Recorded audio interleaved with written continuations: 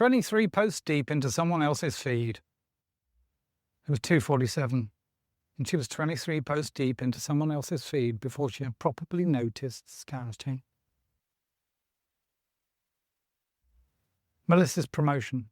Emma's apparently perfect weekend. That familiar heavy drop hit her chest. It was not envy. Exactly. It was something quieter, older, and much harder to name.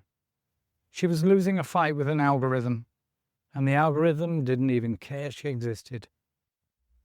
Her thumb hovered on the screen, her breathing short and shallow, desperate to find just one more post to numb the sudden, suffocating quiet of her own life. What happens in the exact half second you realize you are using a screen to avoid your own life? I immediately put the phone down and pretend I'm going to sleep. Or I tell myself I'm just winding down from a stressful day. Or is it I feel a sudden drop in my chest and keep scrolling anyway? Or maybe I close the app only to open it again 3 seconds later. Make your choice, and then see what happens next. Sherman sat across from her the next day, letting the silence linger. "You're numbing," Sherman said softly. Sarah blinked, her defensive walls instantly engaged. "I'm just trying to wind down after a long day." "Really?" Sherman said, his voice dropping a register. "Or are you trying to prove you're not falling behind? Every post you look at threatens your enoughness. And each time you sense that ache of feeling disconnected, your nervous system tells you to scroll harder, to find a cure. You're not resting, Sarah.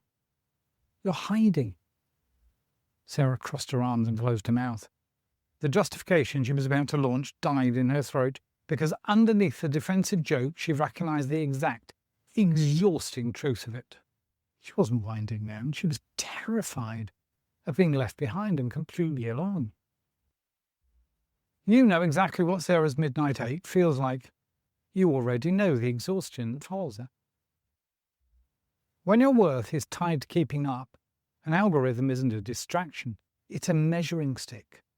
When the quiet hits, you do what you've always done. You scroll, you numb, you hide, and you compare.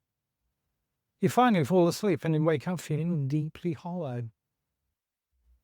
Beneath the job, the flat and the ordinary appearance, there's a quiet, exhausting story running the machinery of your life. It's the lie that says, if I'm not keeping up, I'm not enough, and I'm not loved. You can't read your way out of this exhaustion. You can't out-hustle it, and you can't optimize it away with a better morning routine.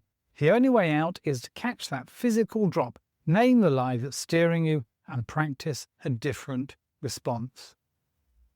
That practice is what we do here.